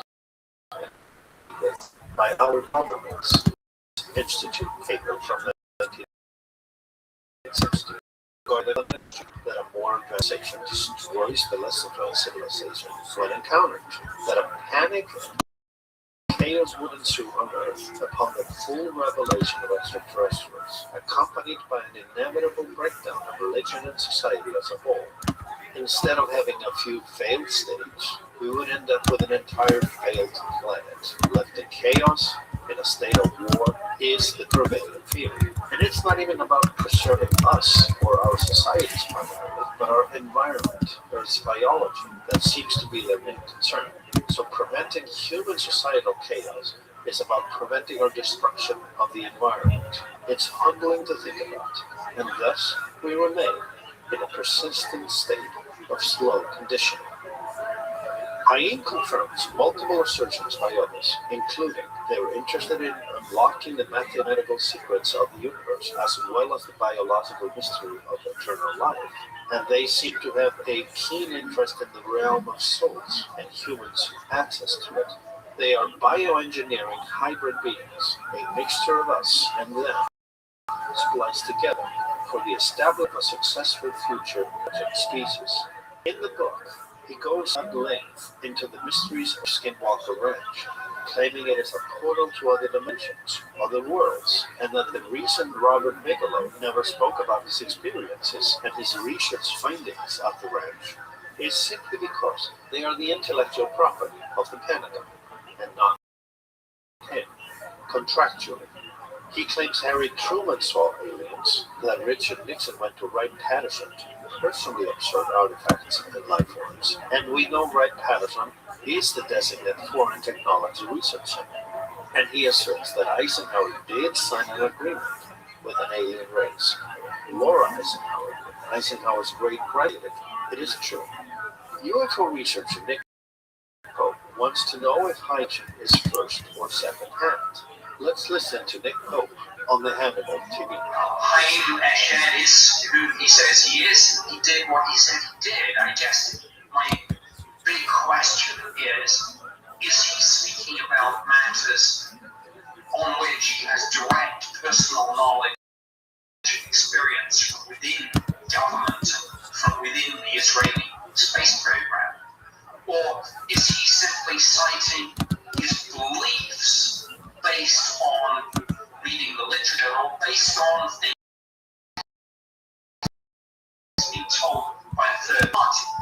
across. It's interesting.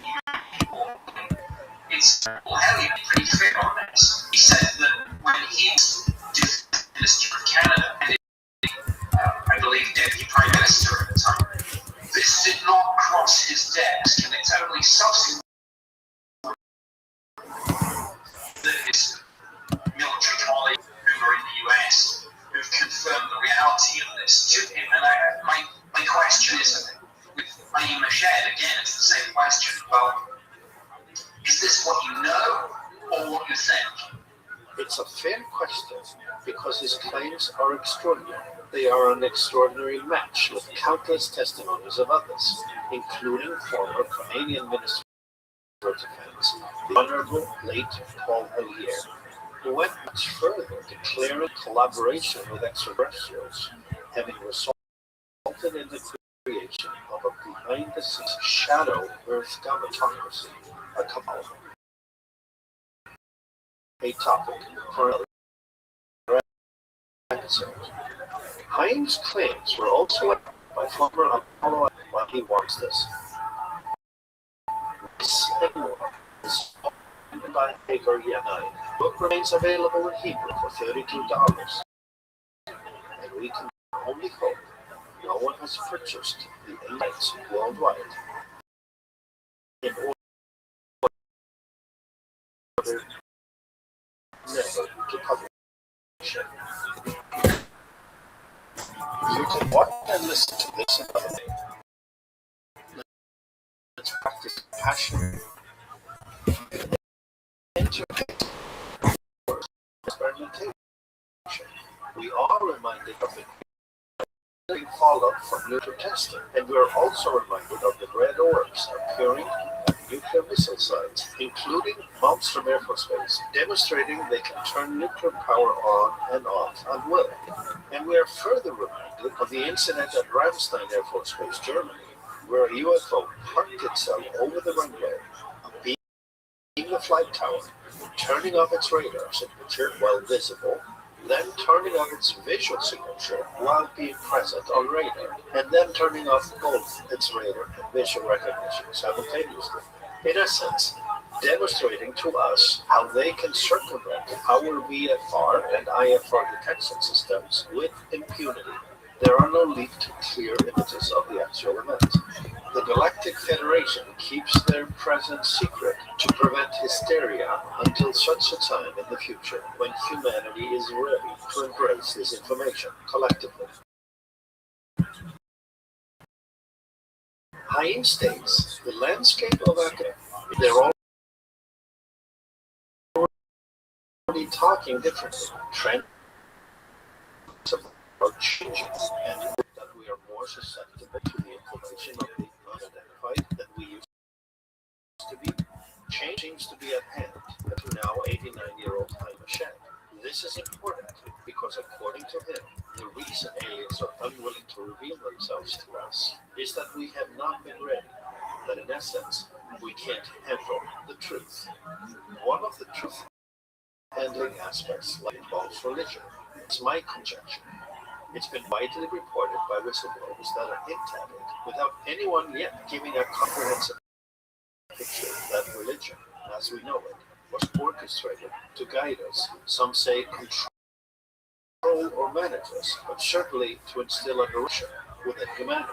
Say that they've seen evidence of it by aliens. If we dig into the Old and New Testament stories juxtaposed with what we know about the unexplained phenomena now, it makes more sense as science as opposed to magic and miracles. We can debate if religion in general has worked well for us or not, and if it serves us now for the next steps we need to take to elevate our consciousness. Regarding the "we're not ready" statement, let's also remind ourselves of what Streeter and others could encounter the alien message to us by way of proximals. A new world awaits us if we can take it. Juxtapose that to Haim's statement, "we're not ready." Yet, he alludes to changes and evolution in academic thinking towards a place of readiness. The doctrine still is, however, we're not ready. Haim, in his book, suggests their fear is shared and agreed with by our governments. Per the bookings,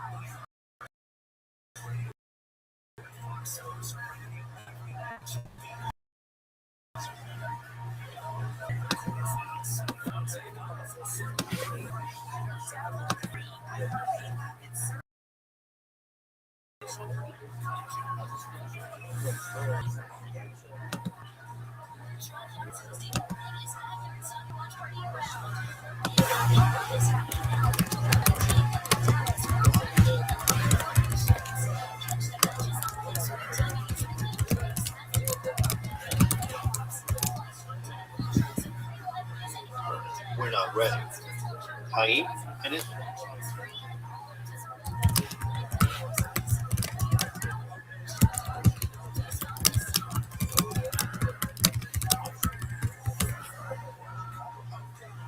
book suggests their fear is shared and agreed with by our governments.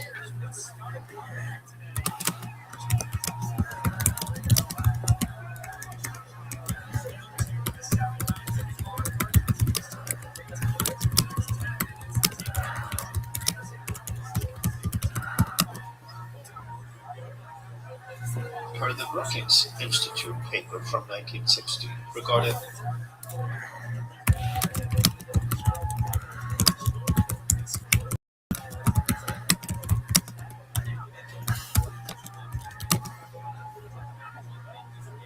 the Columbian Exchange, principally stated.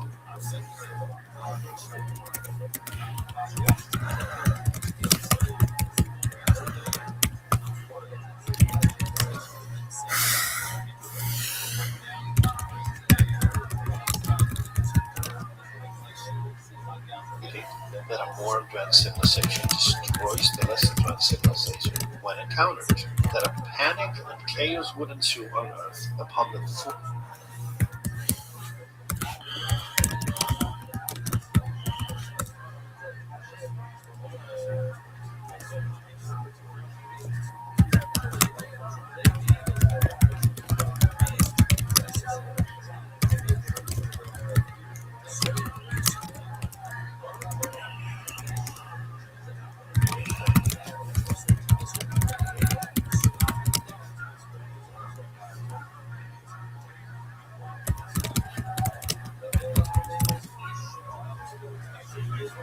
full revelation of extraterrestrials, accompanied by an inevitable breakdown of religion and society as a whole. Instead of having a few failed, and chaos would ensue on Earth upon the full revelation, principally stating that a more advanced civilization worries the less advanced civilization when encountered, that a panic and chaos would ensue.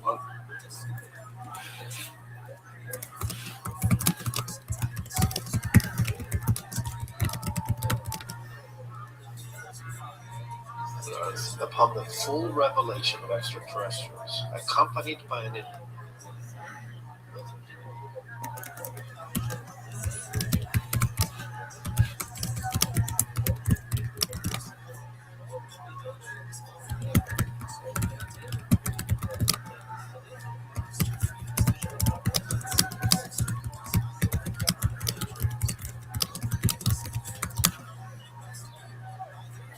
inevitable breakdown of religion and society as a whole. Instead of having a few failed states, we would end up with an entire failed planet, left in chaos.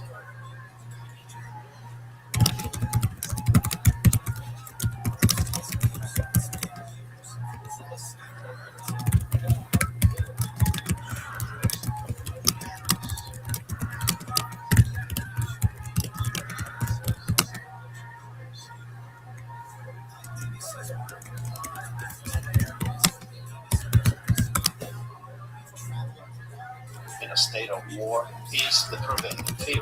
And it's not even about preserving us or our societies primarily, but our environment, or its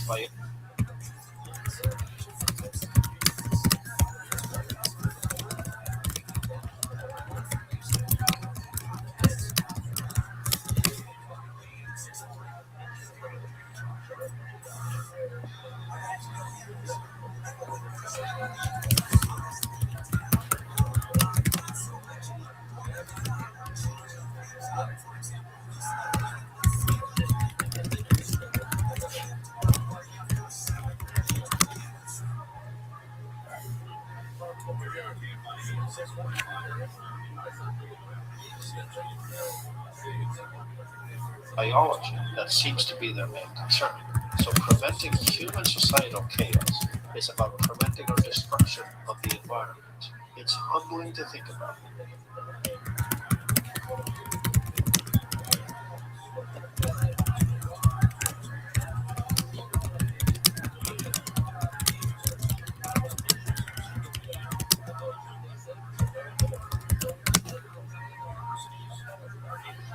And thus, we remain in a persistent state of slow conditioning.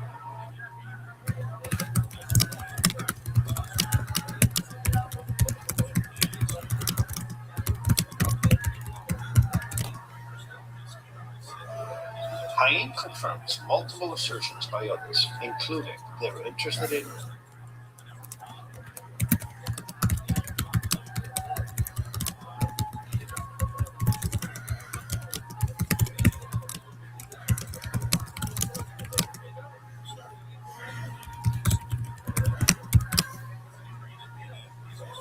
unlocking the mathematical secrets of the universe as well as the biological mystery.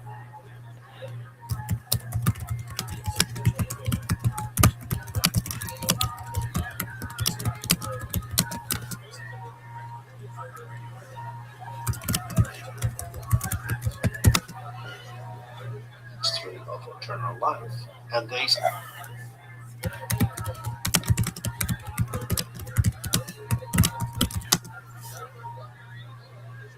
seem to have a keen interest in the realm of souls and humans.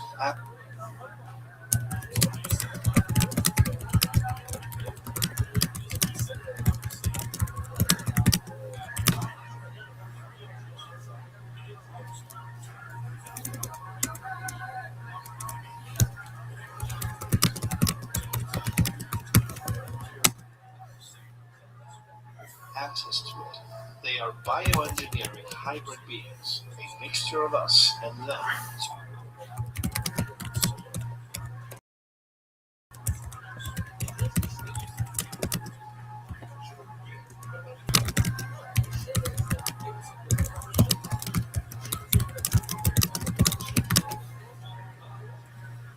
Lies together for the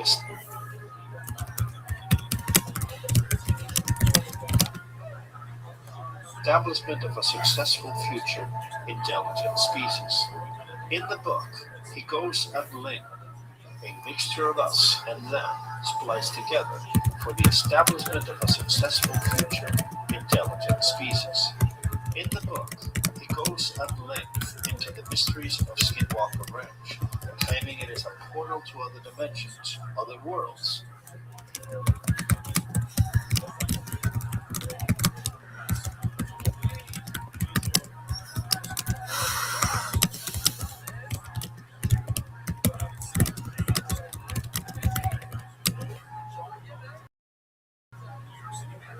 And that the reason Robert Bigelow never spoke about his experiences and his research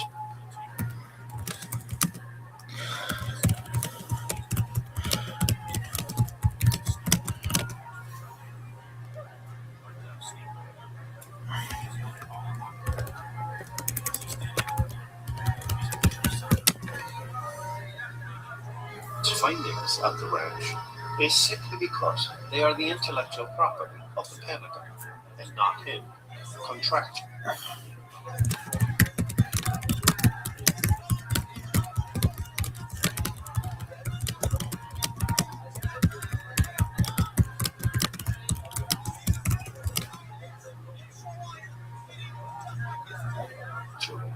He claims Harry Truman saw aliens, that Richard Nixon went to.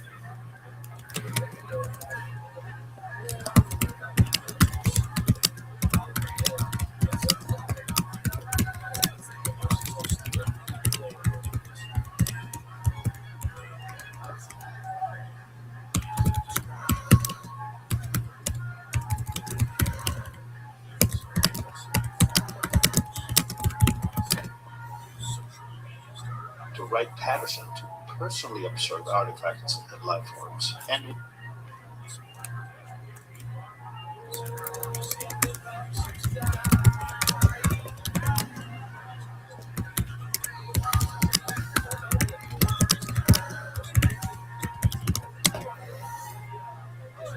we know Wright Patterson is the designated Foreign Technology Research Center.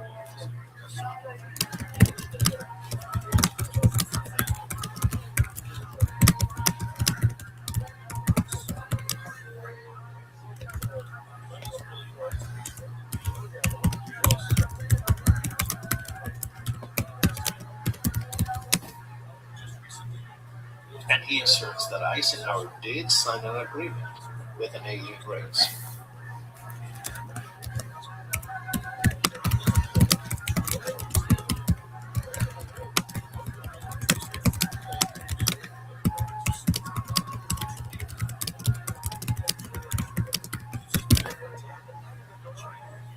Laura Eisenhower.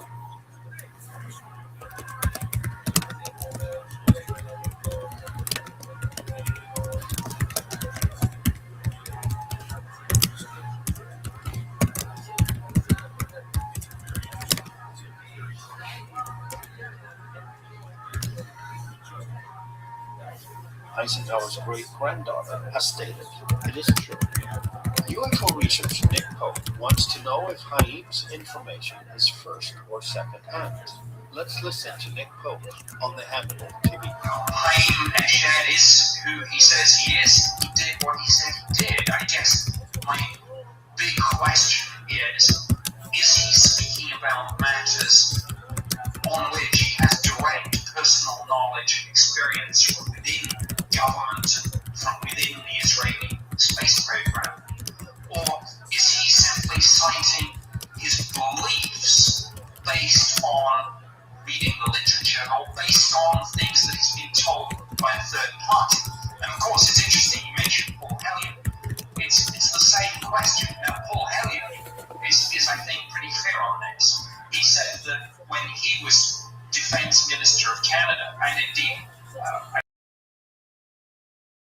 believe, Deputy Prime Minister, this did not cross his desk, and it's only talked to some of his military colleagues, some of whom are in the UN, confirm the reality of this to him. And my question is, Eshed, again, it's the same question. Well, is this what you know, or what you think?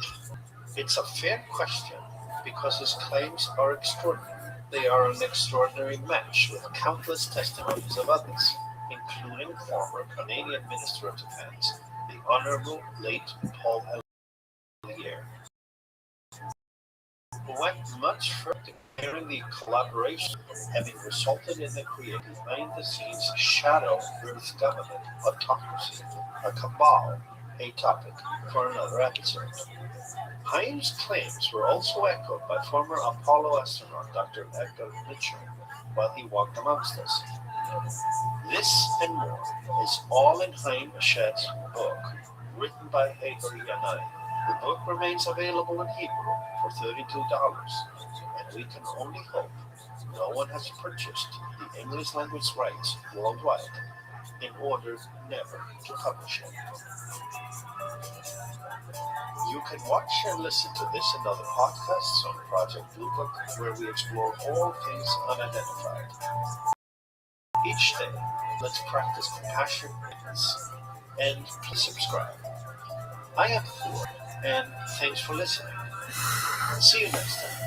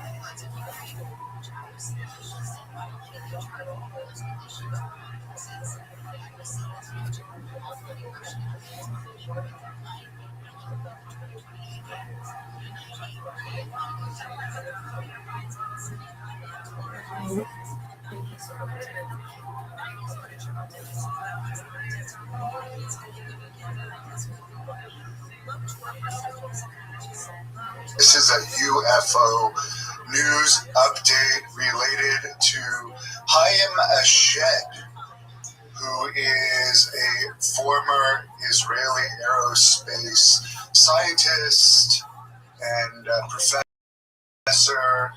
He used to be in charge of Israel's space security and was a general in Israel's military intelligence. He did come out month December with a new book, which I just put up.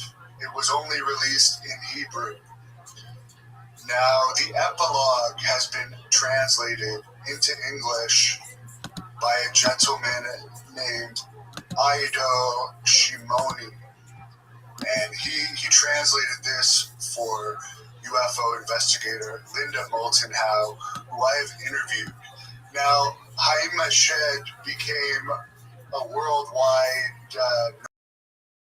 known name because he claimed that former Canadian Minister of Defense Paul Hellyer also claimed to me in an interview in 2017 that there is allegedly a galactic federation of aliens that is gas beings that are not of this earth and are involved in some type of trade with humans, yet they don't want to be announced yet because they don't believe humanity is ready to accept that human beings are interacting with other intelligences yet. Eshed also said that President Trump was aware of this, but was told not to let the cat out of the bag, so to speak. So what I'm going to be covering here in the translation of the epilogue, he actually gave more detail of information he obtained as Israel's head of space security. And the reason he's coming out about all this is because he's old, he has nothing to lose. He's probably not saying anything that he's signed orders about that he's not allowed to release. So he's coming out with all this information, and I'm going to go over as briefly as I can some of the information that was translated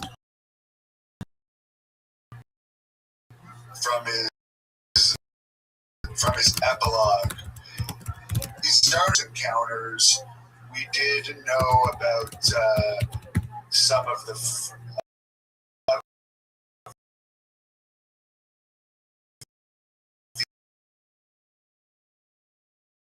various types of the first, second form.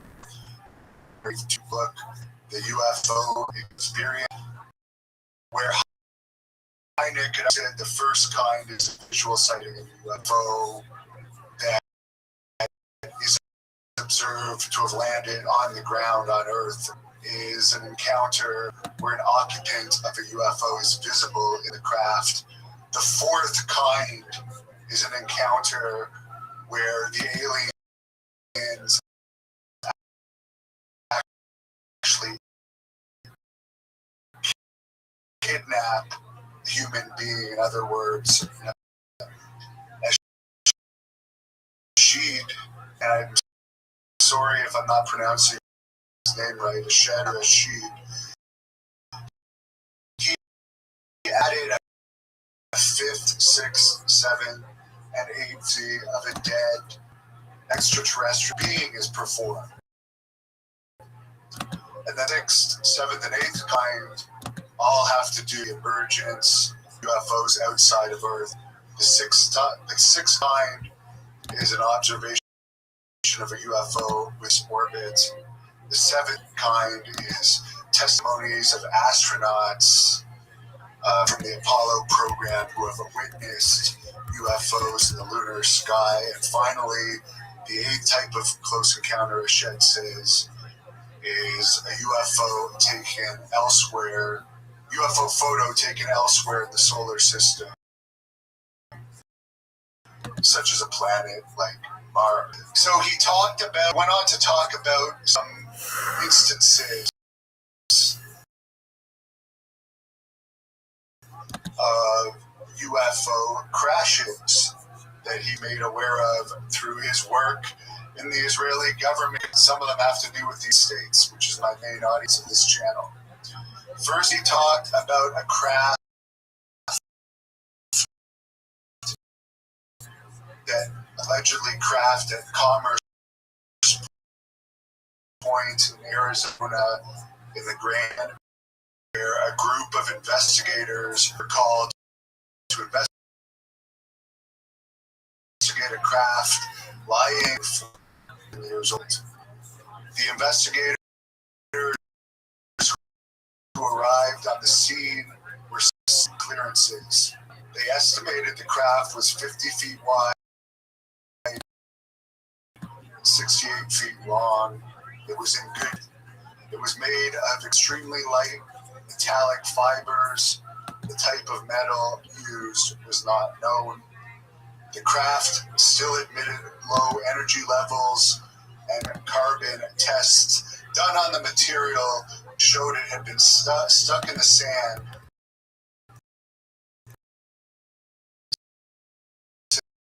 since 200 BC. The internal structure of the craft were human-like, short, and oxygen breathing. The vehicle was operated by Apollo 20 alien beings. The power source appeared to be nuclear. The navigation system was magnetic, pieces for food and water. Tests showed that the alien crew members likely left the crash vehicle after landing and lived in the area for a few years. There are cave men with spherical heads. The implication there being that southwest rock painting, some of them could be linked to UFO and ET present. Maybe as large. The second crash you want to talk about was in Kiev. The Ukraine UFO investigators following World War II were investigating ruins at a depth of 18 to 20 feet underground and found a very strange craft that was shaped like an arrow. It was cylinder, was 9 to 16 feet in diameter, 16 in length, silver with no markings on it. The back of the craft was torn up. It appeared that it had the shape of an arrow, but there was various connections of it. The army was called to check to see what it was. Initially, they thought it could have been a missile from a hostile country. However, the craft was secretly taken to a base near 3,000 to 5,000 years old. And it turns out this craft had actually been discovered in the late 19th century. Time the people that found it could not successfully get it out of the ground. The governor of Kiev at the time was ordered authority to inspect the object. Didn't take nothing further was done at that time. In the post-World War II tests, it was what was found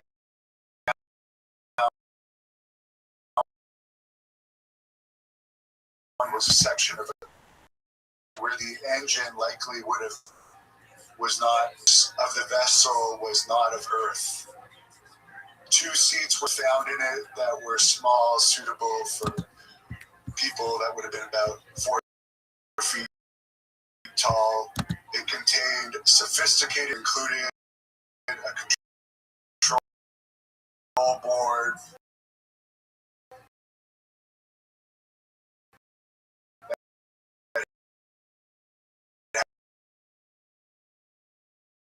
had captions found on the board.